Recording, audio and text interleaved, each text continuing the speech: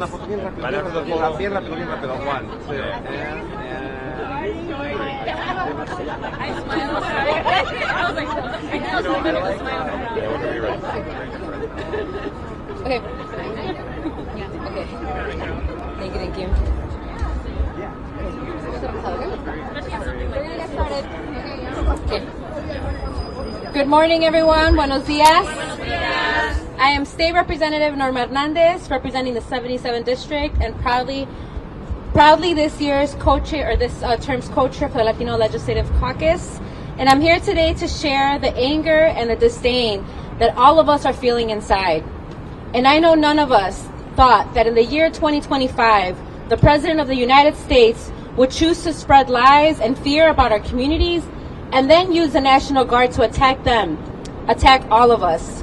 The ignorance of this decision is staggering. At a time when crime is at an all-time low, not just here in Chicago, but across major cities in America, this administration is ignoring the truth, which unfortunately isn't a surprise anymore. Crime is down because of the strategic investments in community-led solutions at work. Our neighborhoods are safer because of these efforts, not because of troops or more reactionary policies that don't place people first. Instead of building on that progress, this administration is moving us and our work backwards. They are lying to the American people and creating a false narrative of Chicago that simply isn't true. And what worries me the most is the chilling effect that this will have on our streets, especially our immigrant families. People not going to work, families not going to grocery stores or church services, kids not going to sports or school, intentionally destabilizing our communities, which is what could lead to increase in violence. And for what? Because the White House occupant is a vindictive, xenophobic, and authoritarian liar, and has his eyes set on our beautiful people and will make this incredible and welcoming state. The presence of the National Guard will not bring safety. It will bring fear, hurt small businesses, and it will traumatize and re-traumatize families who are still healing from the past harm. And it will do nothing more than feed a base of cruelty, evil, and hate. A part of why the Trust Act exists is to ensure people feel safe calling their local police about safety issues. This will end that. People experiencing domestic violence, a medical emergency, or want support from law enforcement efforts will no longer feel safe talking to local authorities. We are here to ensure that doesn't happen and that we do everything within our power to fight back these overreaching and dangerous efforts from this administration. I also want to say how deeply grateful I am for our grassroots coalition of organizations, for the rapid response networks, and for every community leader who is doing everything possible to protect our people. It's through their love, their passion, and their commitment that Illinois is best positioned to withstand this attack from Trump. And today I look forward to hearing from them, our organizers, our advocates, our leaders, on how we can all continue working together to defend our communities and build the future we deserve. And now I'd like to introduce my colleague, our amazing fighter here in Illinois, Delia Ramirez.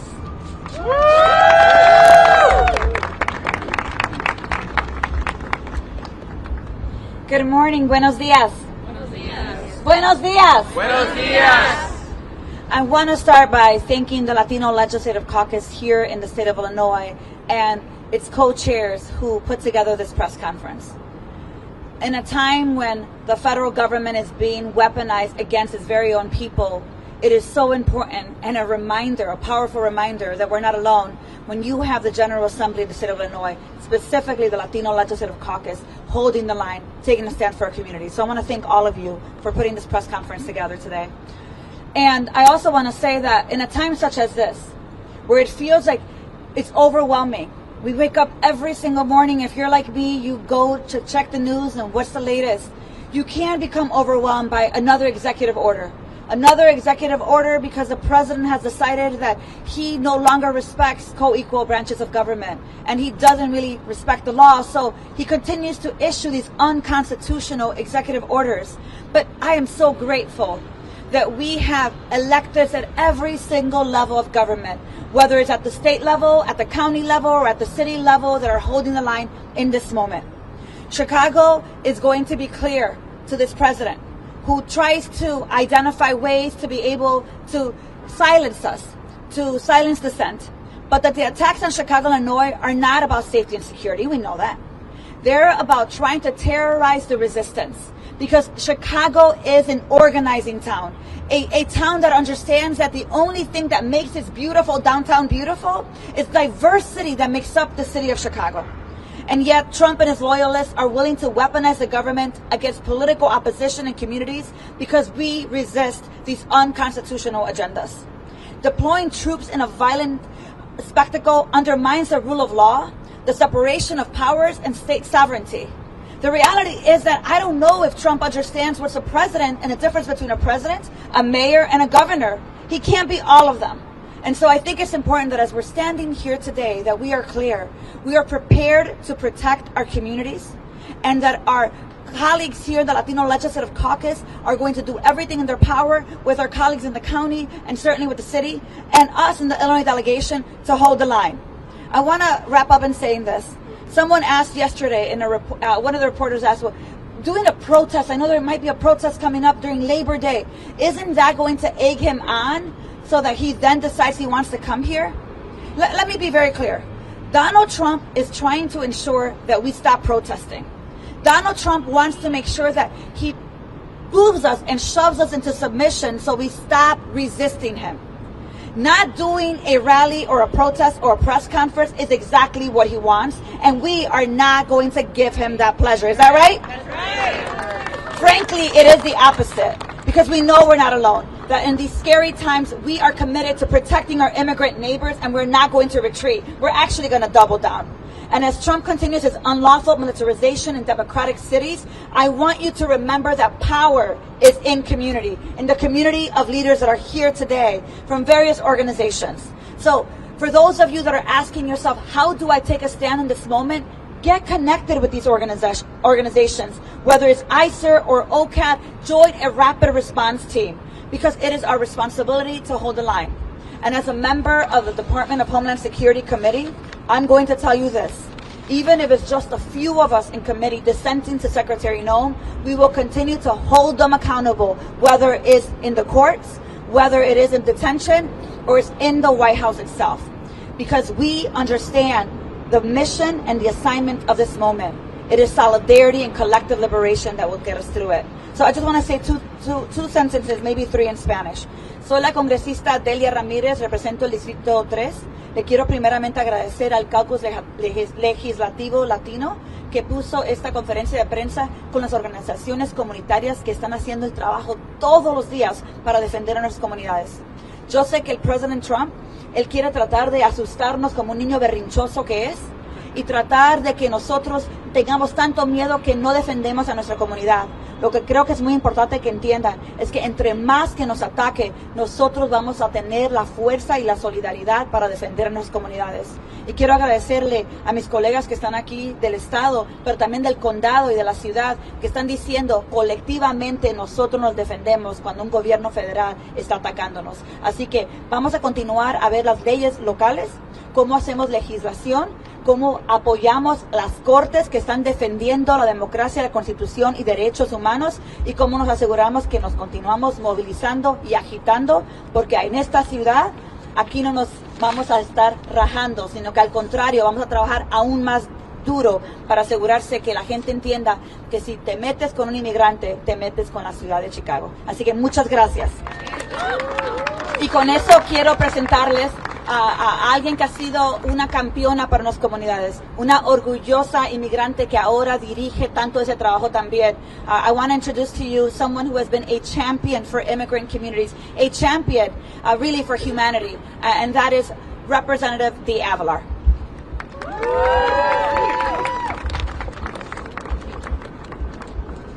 Good morning, everybody. State Representative Dagmara Avalar, proudly representing the 85th District, which is in the southwest suburbs. Illinois has always been a place shaped by immigrants, families to come here seeking safety, opportunity, and the chance to contribute to something greater than themselves. I know this because my family did this in October of 1999 when we made Illinois our home. Our stories are woven into every corner of the state, from Chicago's neighborhoods to the suburbs, where so many of us live, work, and raise our children. But today, we cannot ignore the truth. Our communities, including our immigrant families, are under attack. We are seeing the heartbreak of separation, not only in big cities, but in suburban communities as well. We have been hearing the stories. We have been driving around our neighborhoods doing migra watches, because it's not just happening here, it's happening throughout the state. Children are going to school with the fear that a parent might not be there when they get home. That is just not right. Families who have lived here for decades, who pay taxes, who serve in our churches, schools, and workplaces are being torn apart. Let me tell you this is not just a policy debate. This is about humanity. This is about our neighbors who help shovel out our sidewalks during the winter, who coach our kids' soccer teams, who stand next to us at grocery stores and pray beside us in our houses of worship. When immigrant families are threatened, the fabric of our entire community unravels. And we cannot let fear divide us. We cannot allow injustice to become normalized. Illinois has the chance and the responsibility to stand firm and say, not here, not our families, not our communities. To every immigrant in the state, you belong here. Your dreams are Illinois' dreams. Your struggles are Illinois' struggles. And your future is bound to ours.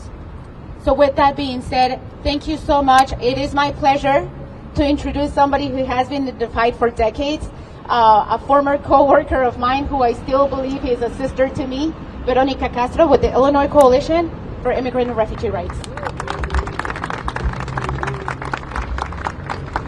Good morning. Buenos días. Buenos días. My name is Veronica Castro. I'm the Deputy Director at the Illinois Coalition for Immigrant and Refugee Rights. It has been a long mantra that we keep us safe. Communities looking out for one another is a cornerstone of our movements. Together with community partners, movement allies, and many of the elected officials here today, we have worked to make Illinois a welcoming place for all people. The harm ICE is inflicting is not new. ICE has always been a bipartisan deportation machine, with increasingly large budgets approved by both parties in Congress. But since he came back into office, Trump has pushed ICE to its furthest, cruelest limit, and now has even more money to do it with. To meet his hateful racist quotas, Magna cronies in Congress pushed for and appropriated $150 billion more in funding. That's right, boo. It's at the expense of healthcare, cuts to programs like SNAP, and the long-term stability of so many families across the country. Since last November, ICER, our members, and community volunteers have been working to educate our neighbors to make sure everyone knows their rights, block by block, neighborhood by neighborhood. We have worked to coordinate and organize rapid response teams to spot ICE, notify neighbors, and help people get the community and legal support that they need. We have expanded capacity on our Family Support Network hotline to ensure anyone needing help, including those in deportation crisis, will be connected to the resources that they need. And we have worked with the Illinois Legislative Latino Caucus to pass policies at the state level that will keep our community safe, like Safe Schools for All. That's right. We know Trump and his loyalists are going to continue targeting Chicago and Illinois. And we also know that we will continue looking out for one another. So here is one thing you can do right now. Everyone, take out your phones. I know you have them with you. Go to your contacts and save the support hotline number in your phone. See the number here? 855-435-7693. 855-435-7693. Next, follow us on social media for updates. Keep an eye out for Know Your Rights trainings and updates on training and other training opportunities. Because remember, we keep us safe. Right. ¿Se puede? ¿Se puede? ¿Se puede? And now, I'd like to introduce my partner in this fight and in this work, Ere Rondon from the Resurrection Project. Buenos días. My name's Ere Rendon with the Resurrection Project. At TRP, we reaffirm our commitment to protecting and serving immigrant